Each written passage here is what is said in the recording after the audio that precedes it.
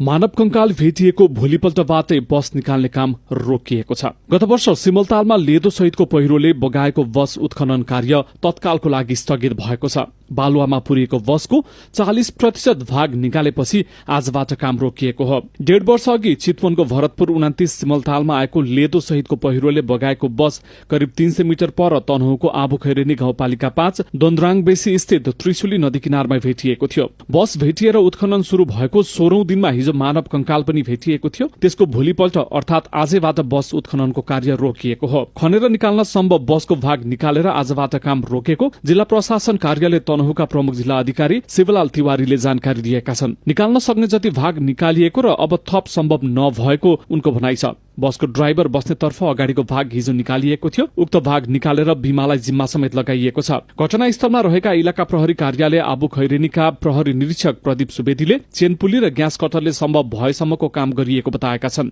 बसको थप भाग त्रिशुली नदीतर्फ 5-7 मिटर भित्र गडिएकोले काटेर निकाल्न सम्भव नभएको हुँदा जिल्ला सुरक्षा समितिको निर्णय अनुसार नै काम रोकिएको उनले जानकारी दिएका छन्। बस भौगोलिक रूपमा निकै कठिन स्थानमा भेटिएकोले पनि काम गर्न निकै समस्या भएको उनको भनाइ छ। उत्खनन शुरू भएको 16औं दिनमा हिजो मानव कंकाल भेटिएको थियो। कम्मरभन्दा माथिको भाग भेटेर हिजो नै थप प्रक्रियाका लागि भरतपुर अस्पतालमा राखिएको छ।